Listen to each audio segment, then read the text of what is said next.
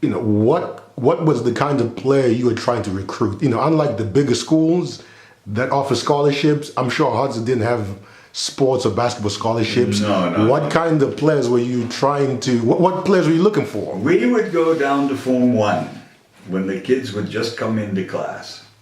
And we'd look for all the ones that looked like they were potentially going to be the tallest. And then we wanted them through Form 6. So we would then investigate to find out how they were doing in class.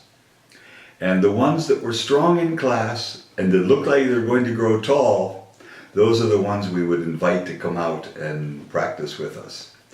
And we got to a point very rapidly where the kids actually had to be able to do proper left-handed layups, right-handed layups and things like that, or they couldn't make the team. We would drop them and stuff like that. And even these tall kids had to have that. So we very quickly got ourselves a good team going. But we still played almost nothing at schools level. Now the schools that were playing back then, there was Marist Brothers that had their own little kind of small indoor gym. And then there was Mutare Boys High that had challenged nationally but never won the national championship, but they had challenged a number of times. They had some very good teams, especially in the 60s, before we got to them. And then there was St. Faith's that had a team. Rusape. Okay. And that was basically basketball Manicaland in the schools. Okay. So what about the girls' side? Was born to play Mutare Girls High? There was Mutare Girls High. That was it. Okay. Yeah, there wasn't anything else that I can remember. Wanda started almost the same time we did, just shortly after that. Okay. So we then obviously wanted to start getting games with the school sides. But the practical problem came that we were kind of looked down upon. All basketball at that time was basically an A group, A schools thing, which means the former white schools. Okay. That's who had the basketball at that time. So what we did was we kind of were trying to break into a new area, just like we did in the leagues. And when we did that, what we found was that Boys High were the only ones that had kind of teams visiting coming from elsewhere, like from Harare and places like that, to be able to play with us. So what we did was we said, okay, can you organize a game for us? So they said, well, okay, look, we've got like Morgan or somebody like that coming in. You can come in and play a game against them. Beautiful. So we would proudly go in there and be working like crazy and everything and be able to get ready to play. And they then turned around and gave us the B sides always. They played the A teams and we played the B teams. Okay. And I remember how surprised the Morgan guys were when they said, because they were the kind of top basketball team in the country. And they were so surprised when they came in and they found that, their B side was getting thumped by this little former Group B school. And, but we still couldn't get a game And this kept on. We never played Boys High. Okay. While we were still growing. By the time we got to play Boys High and start trying to win our way to go to the nationals, we beat them. And they didn't beat us for 10 years. Wow. Because we had already matured to a point. And remember, these were kids that started as a team playing club ball in Form 1. Right. By the time they were Form 4s now, oh my goodness, they were just dominant. Right. We then went to national competitions, and it was tough. It was very tough. A B group school was not terribly welcome there. I could tell you one example where our great guys were all in Form 4, and they then we were playing a game qualifying for the semifinals, and in that game, as we were trying to qualify, the game ended there as a tie.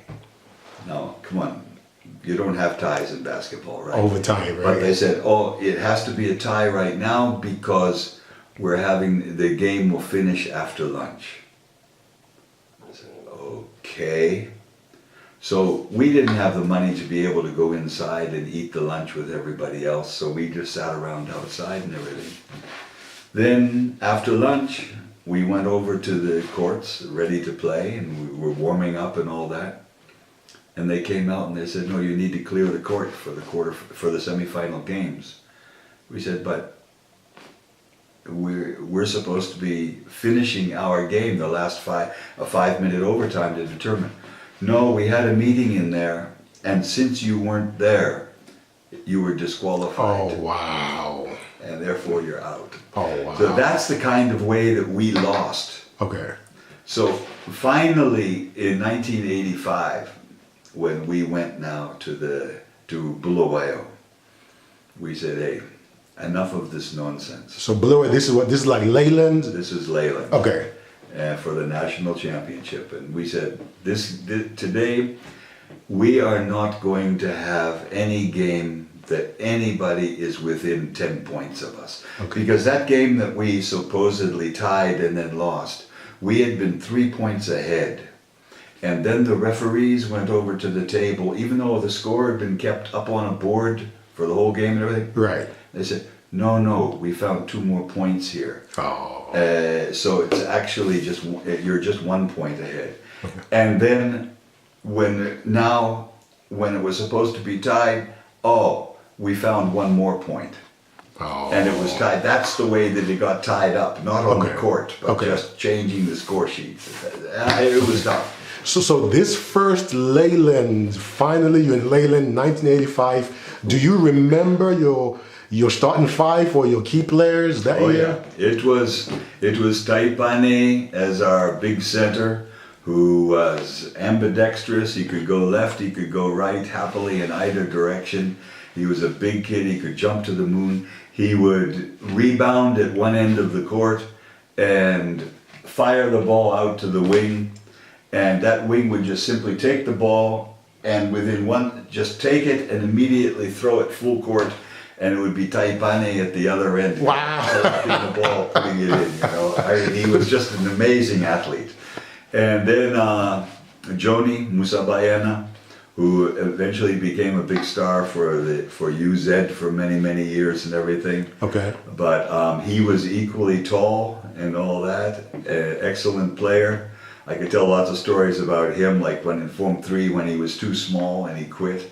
Okay. And then suddenly he started growing, and he went away for the Form 3 holiday, about the shortest member of the team, and he came back in January in one of the tallest, and he decided maybe he'd play after all. Okay, all right. Okay, so Joni, then there's Gabriel Shawi, who, another very tall kid. So we had 3 really tall ones. Okay.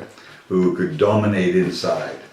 And then up top we had Josiah Korewa as the playmaker, and then Brian Mutimbanyoka as the shooting guard, and also he was our key defensive man.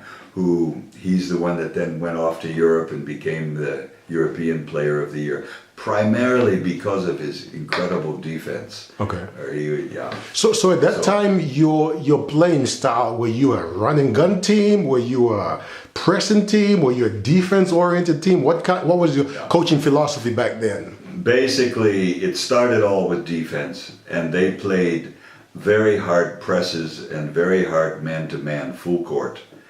And I remember being told in Bulawayo by some of the Harare coaches, when we were in the middle of our semifinal game, we were told, hey, you got to stop playing this full court stuff all the time, because your team is not going to be able to make it through. You know, they're going to run out of steam. Well, our guys got up every morning at 5 o'clock and ran up and down Chiremba Mountain, up the top of the mountain. I've heard these stories. And I mean, they were not going to get tired. And in fact, then they dominated in the semifinal. And then in the final, we were against Northley with a guy named Williams, who had scored 35 points in every game up till the finals. And I simply took Brian Timbanyoka and I just said, Brian, sa, just get him, man.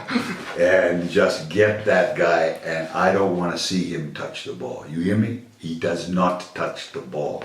Brian, okay. He first touched the ball in the middle of the second half. Wow. And that time he got so excited when he got it that he immediately shot it, and it went right over the backboard and out of bounds. I mean, he was just, you know, Brian just could completely close a person down. And that's why I'm sure he went on to be the European Player of the Year. Okay. Okay. Josiah, meanwhile, just working his magic, that he had no look passes. Josiah had kind of bulging eyes, and people used to laugh and say that because he had those eyes that kind of stuck out from his head, he could see more than 180 degrees, you know, out there. Okay. So he'd be looking this way, and he'd make a perfect pass to a person charging down, coming on the other side. Yeah. So anyway, that team then went on, and in the final, they